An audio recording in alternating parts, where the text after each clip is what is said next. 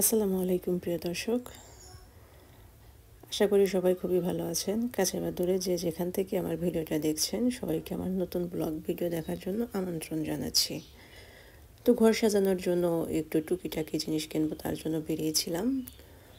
তো ঘর সাজানোর কথা মাথায় আসলে কিন্তু সর্বপ্রথম আমাদের মাথায় আসে ফুল।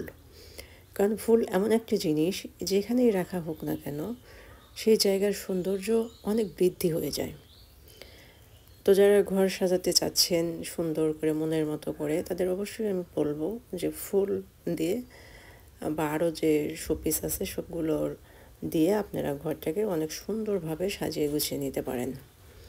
তো আমার ভিডিও যারা দেখেন তারা অবশ্যই কিন্তু জানেন যে আমি ফুল খুব বেশি পছন্দ করি, সেটা রিয়েল হোক বা আর্টিফিশিয়ালি হোক না কেন, ফুলের আমার ভীষণ দুর্বলতা কাজ করে ফুলের প্রতি।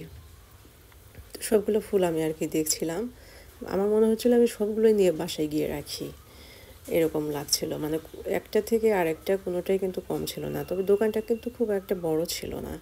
তো মাঝে মাঝে কিন্তু এরকম ছোট দোকানে দেখা যায় যে অনেক সুন্দর সুন্দর জিনিস রাখে ঘর সাজানোর জন্য, ফুল শোপিস বা কর্নারে রাখার জন্য যে বড় বড় গাছগুলো সব কিছু। তো এখানে কিন্তু অনেক কিছুই ছিল, ডলও ছিল অনেক সুন্দর সুন্দর।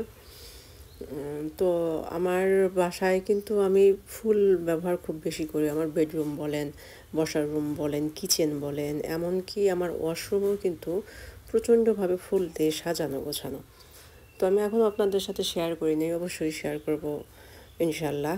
তো অনেক আপুরাই কিন্তু আমাকে কমেন্টস করেন আমি নাকি অনেক বেশি স্মার্ট বা অনেক সাজানো গোছানো। সত্যি বলতে আমি স্মার্ট কিনা আমি জানি না, তবে আমি অনেক সাজানো গোছানো, এটা সত্যি অনেক ক্লিন একটা মানুষ। সব কিছু পরিষ্কার রাখতে, সাজিয়ে গুছিয়ে রাখতে পছন্দ করি। তো আমার বেশ কয়েকটা ফুল পছন্দ হয়েছিল আর কি, আমি এখানে নিয়েছিলাম। যাই হোক, পরে আপনাদের সাথে অবশ্যই ভিডিওতে শেয়ার করব।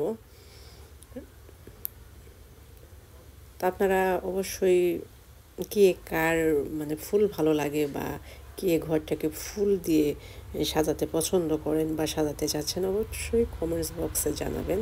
আর ঘর সাজানোর কোনো আইডিয়া যদি আপনারা জানতে চান তাহলে অবশ্যই আমাকে লিখে জানাবেন। আমি আমার রুমটাকে কিভাবে সাজিয়েছি আমি অবশ্যই আপনাদের সাথে শেয়ার করব, বা কিচেনটাকে কিভাবে সাজিয়েছি, ওয়াশরুমটাকে কিভাবে সাজিয়েছি অবশ্যই আমি শেয়ার করব। তো এইখানে আর কি পরে আমি আইসক্রিম খেতে যাই। আইসক্রিম খেতে গিয়ে আমার প্রিয় কিছু মানুষের সাথে দেখা হয়ে যায়। ওরা আর কি বাসায় যাচ্ছিলো আমার সাথে দেখা করার জন্য। তো রাস্তায় দেখা হয়ে গেল। তো খুবই ভালো লাগে ওদের সাথে আমার কথা বলতে, ওরা আমাকে খুবই পছন্দ করে। তো ভালো থাকেন সবাই, আল্লাহ হাফেজ।